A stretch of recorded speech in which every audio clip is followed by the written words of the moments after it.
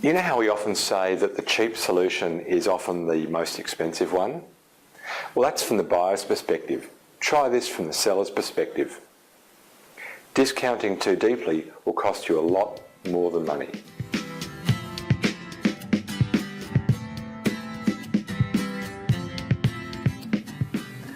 Stuff happens. A great supplier will overcome any of those blips that inevitably occur. When we have a great experience with a supplier and we wonder why, how come everything just really goes well with this supplier? It's not just that they've got great processes that they execute really well, it's also that they have amazing wallpapering skills, and we don't get to see it. When you skinny down on a deal too much, you lack the appetite and often lack the ability, the simple ability, to do all of that wallpapering. What the customer experiences is poor customer service. They see all those gaps they wouldn't normally see, and they think you just don't care. At the end of this blog, I'm going to share with you some tips on avoiding that disappointing experience for the customer. But before that, I want to tell you why I'm completely unqualified to share those tips with you. One of the two stories of failure I'm going to tell you about today was my own. So here's the one that I got wrong and the poor customer experience that happened as a result. You may know that we help businesses to build great go-to-market plans. We do that through training, we do that through planning workshops, we do that through consulting, and we do it through execution. For one of our clients, we're helping them to become competent at delivering these great planning workshops around the world without our help. So we're busy training their folk and having them present back to us, giving them feedback, giving them coaching to help them become super at delivering these one-day planning workshops that we call funnel mastery workshops. So they're going to, in fact they are in the middle of, for all of their partners, helping them build great go-to-market plans using a methodology. Wonderful. The onboarding's going really well, the partner's fantastic, their skills are good, and they're doing really well. Here's what went wrong. At the end of the workshop, we provide a 1-hour free coaching call to each of the participants in the workshop, just to make sure that they really lock in on the learnings that they took from the workshop itself. And it's a great idea and it works really well. The problem was we weren't getting enough people taking it up. Those that did loved it, but everybody else just got busy after the one-day workshop commitment. So we asked our customer to do the scheduling process to get their partners on board for the scheduling. And they did. Now to make that easy, I set aside 6 days worth of, 6 days of time to give them lots of windows to choose. We really only needed 1 day, but I gave them 6 days so they had a bit of flexibility. All good so far. About 3 weeks after we set those dates aside, I needed to take them back because 6 days for 1 day worth of free consulting is hardly affordable. So we pulled the days back, and those that hadn't been committed we sold to other clients. Our client started scheduling appointments during those windows of time that I couldn't do anymore, and all hell broke loose. The partners were unhappy because we had to reschedule. My customer looked really bad in the eyes of their customer because they had to adjust things. And we couldn't really budge because this was, at the end of the day, a free day, 8 calls, they take about an hour each, so it's a free day worth of consulting spread across initially 6 days window, but then somewhat clawed back. Now, it was free, we're not getting paid for this, so we just didn't have any wriggle room to adjust. We certainly couldn't hold those 6 days open. So the free becomes painful for everybody. Our customer's not happy, their partners are not happy, and now we're having to do backflips to accommodate the disquiet that's created as a result of that poor customer service with all of the best intentions. Let me take the heat off myself a little bit by telling you the other story that fortunately has a slightly happier ending before we reach the conclusion. Here's the other story. My wife bought a car last week and we saw a car advertised in the paper. Turned out that car was a lost leader. The dealer was promoting that particular car to bring people into the showroom to sell them another car. The problem was we actually liked that car, not just the price, but many of the features of that particular car were just perfect for us. So we wanted to lock in on that car. So we settled on a price, and they gave a little bit of room on the negotiation, and we thought that we had a pretty good deal. But it wasn't quite good enough, and we walked away. Later that afternoon, I got recalled from the golf course by an urgent call from the sales rep saying, "I've spoken to my boss, we think we can match the price, come on in."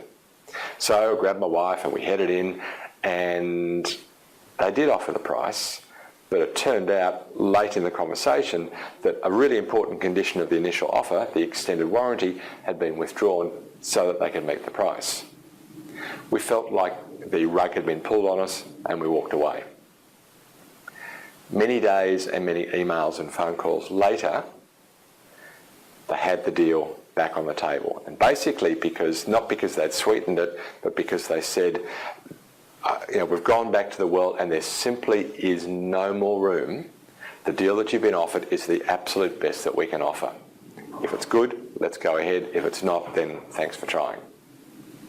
And on that basis, we were happy to proceed. So we trundled back into the dealership, and then I get a phone call. There's a salesperson, another salesperson from the same dealer, talking to another customer who wants to buy the car.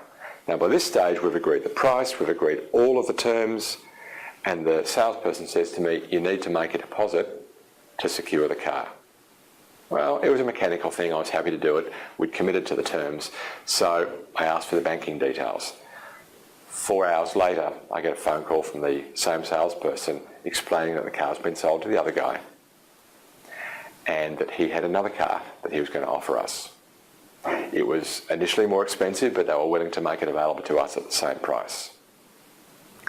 The problem was it had more kilometres on it, it had more miles on it. And again, we kind of felt like every time we turned around, the deal had been lessened and lessened and lessened. Another period of reflection, we decided that even though this was a lesser deal than the one that we'd been offered, it was still good enough, and we got ready to buy the car.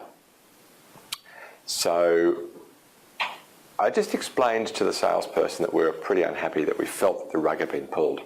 And again, he committed that there was simply nothing that they could do. The deal was as good as it could get. So we agreed to buy the car subject to a test drive. We hadn't seen this particular car, and we took it for a test drive. My wife loved it. And that was when the salesperson said, "Oh, and there's one more change in the deal." And we're pulling our hair out at this stage. It turned out the change was to our advantage. They actually gratuitously dropped the price. Now, we had already committed in our minds to the deal, and we'd indicated pretty strongly that the deal was good and we were happy to go ahead. We felt a little unhappy, but we were willing to go ahead. The concession that they made obviously came at their margin, but it made us go from being interested in the car and willing to commit but feeling a little sour about the deal to feeling good about the deal and that they'd tried their very hardest. The point I'm reaching with these two examples is that when we skinny down on a deal, whether it's something free, as in my story, or something that's really deeply discounted in the car story, if we don't have any wriggle room to cover those inevitable gaps, those problems that occur, we fail to delight. We end up with an unhappy customer or an unhappy us. Now, in a moment, I'm going to share with you some very specific tips to avoid that circumstance, either of those two situations, either where the customer's unhappy or the vendor ends up wearing the cost. Before we do that, I want to invite you to hear more of these blogs. So if you haven't already, head along to mathmarketing.com/blog and subscribe so that you can get this and our other weekly blogs, or in fact a twice weekly blog, or the once a month blog that comes out with a summary of all of the other blogs. Choose your poison there, or if you prefer, go to YouTube and subscribe to our channel there. Now, if you have already, but you've got a colleague who hasn't, then I'd love it and be very grateful if you would share the link with a colleague. In fact, if you do that right now, come on back and I'll share with you what we think the tips are for avoiding those two costly errors with poor customer service based on deep discounting. Disappointing is always more expensive than delighting. Let me share with you a few tips for making sure that you always delight, even on a deep discount. Now, at the end of these conclusions, these 4 tips that I'm going to give you now, I'm going to make a barefaced pitch for Funnel Plan. Why? Because I can't really draw any link between this customer service story and the Funnel Plan, which is really about customer acquisition. So instead, I'm just going to make a gratuitous pitch and explain to you why Funnel Plan's a really cool thing. Stick around for that if you will. I'll be brief about it. But let's get to those 4 tips now. Number 1, always leave room in the deal to surprise in the positive. Always leave room to do something a little surprising, additional, extra that they get value from. Number 2, if your deal is so skinny that there's simply no room to delight in the positive, then walk away. Because rather than simply failing to delight, I'll guarantee you'll almost always disappoint. Because when that little thing goes wrong, if you've got no room to wallpaper over it, you're going to disappoint them, or you're going to end up wearing a lot of margin loss. So you just have to walk away from a deal, even a freebie, walk away from a deal if you can't surprise in the positive. Number 3, negotiate how the change will occur. If change in your world is common, scope creep, some other change that's going to happen, negotiate up front how you're going to deal with that. And number 4, communicate your over-delivery. When you delight, when you do something a little unexpected and uncommitted, communicate it like crazy. We spend a lot of energy communicating our deep and profuse apology when we get it wrong. Instead, spend that energy communicating that you've over-delivered and why you've over-delivered and the value that that delivers. So they're my 4 tips. Always make sure you've got room. Walk away if you don't. Negotiate change and communicate the over-delivery. They're my 4 tips. And here is the barefaced pitch for Funnel Plan.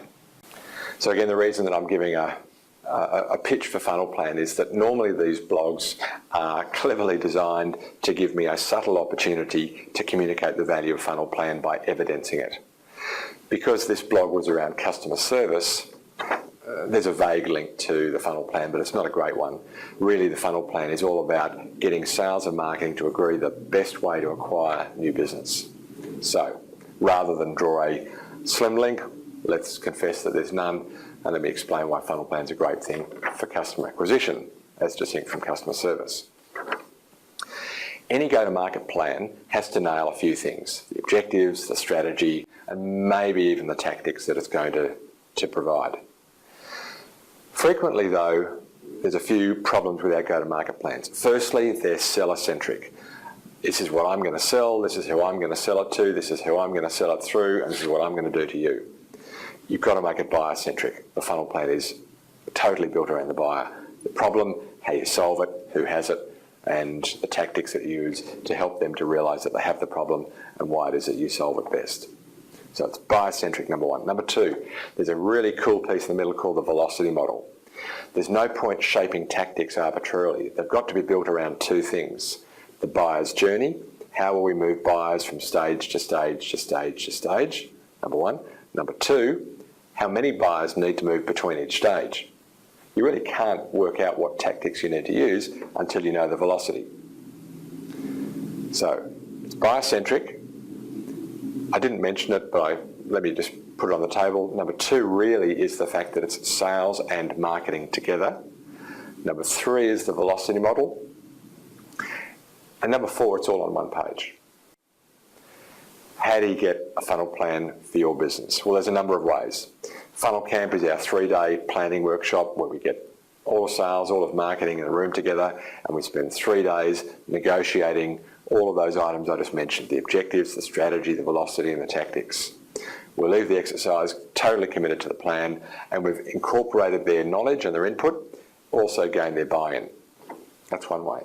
Secondly, Funnel Mastery Workshop. That's this 1-day baby version of the Funnel Camp, designed specifically for having multiple people in the room or multiple plans in the room that need to be built at the same time. Lighter touch, A little bit more DIY for you, but a much more affordable way to get lots of plans built. Third way, Funnel Academy. So Funnel Academy, as you probably know, is training rather than planning.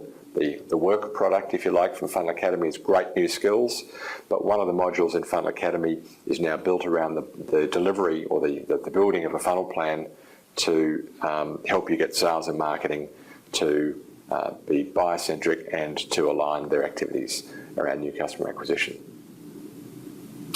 So that's it. First time, a barefaced pitch. For all that, I would love if there are gaps in your business in terms of the clarity of the plans that your team builds, we'd love to help you. There's a number of ways that we can do it, and we can kind of shape what we do around the way you need it to be done to help you get a clear go-to-market plan for each of the component parts of your business. Now, how do you get back to strategy and tactics after that? I'll show you how I'm going to do that next week.